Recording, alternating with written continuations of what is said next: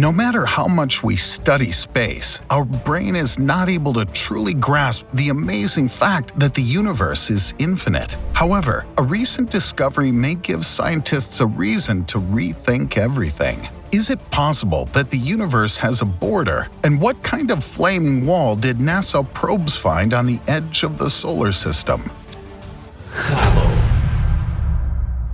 Scientific researchers have long debated the existence of an intergalactic boundary between the solar system and interstellar space.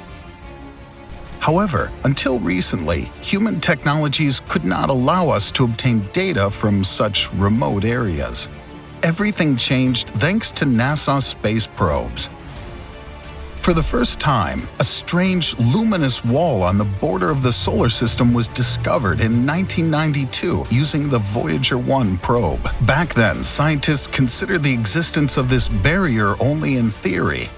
However, from 2007 to 2017, NASA scientists launched the New Horizons spacecraft and scanned the sky 7 times to determine the presence of strange ultraviolet light, which Voyager 1 recorded 30 years ago at the so-called border of the solar system. The device received an overview of this ultraviolet emission in the range of 360 degrees and confirmed the registration of excess ultraviolet radiation far from the Sun. Its data is almost identical to the measurements taken by Voyager 1. We see a threshold between the vicinity of the Sun and the galaxy, says Leslie Young of the Southwest Research Institute. What is this threshold, and why was it formed?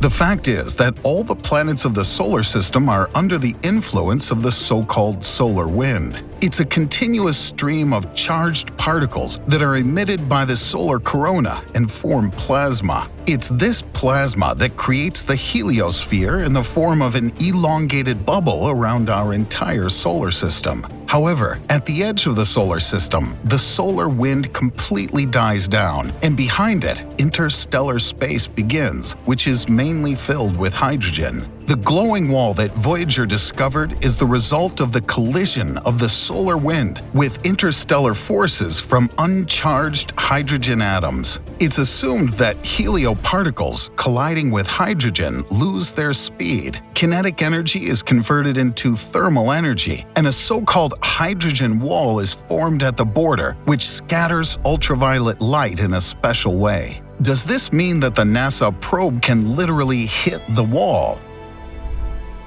In order to answer this question, let's see what this border is.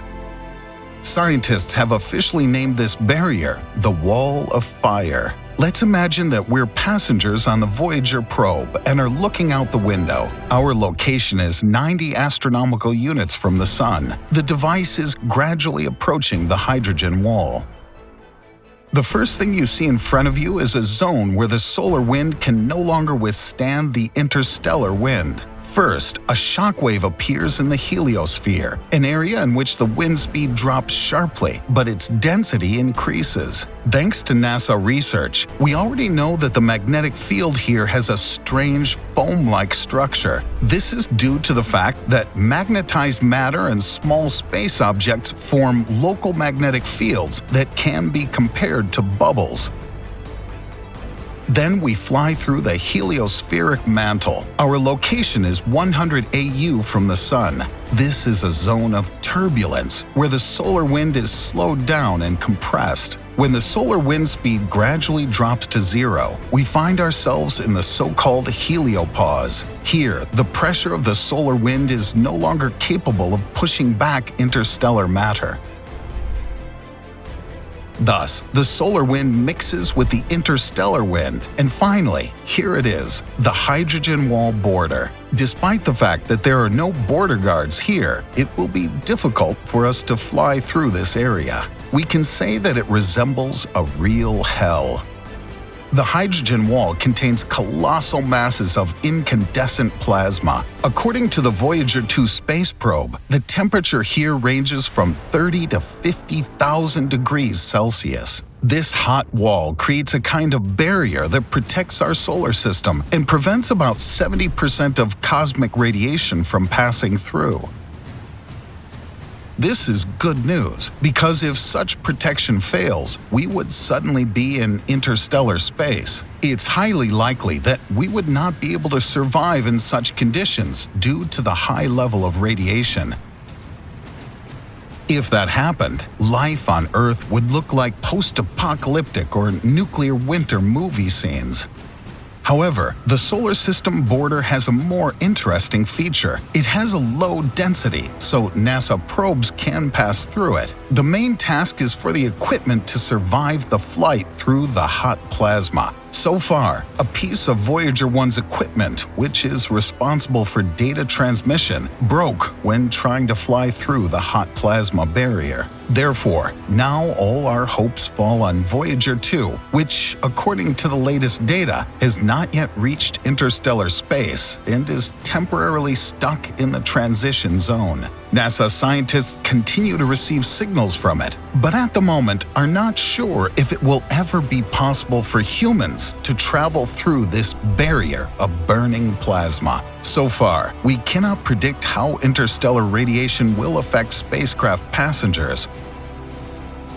But suppose our technology made such a flight possible. What would happen when we fly through the plasma? So let's imagine that we managed to accomplish the impossible. We crossed the border and, in a sense, found ourselves in a new reality, which no longer has anything to do with life in the solar system. What will happen next? So far, we can only guess about it. There's a hypothesis that a head shock wave awaits us behind the wall. It has the shape of an arc of a stretched bow and looks like a wave that occurs on the water's surface in front of a moving vessel. The head wave will arise if the interstellar matter moves towards the Sun at supersonic speed. However, this wave may not exist. A study published based on the analysis of data from the Ibex probe indicates that the speed of our heliosphere through interstellar matter is not fast enough for this. These conclusions are confirmed by the data of the Voyager spacecraft. But in order to find out what exists there beyond the hydrogen border, we'll have to wait for new data. And now it's time to return to the question posited at the beginning of the video. Does the universe have a border?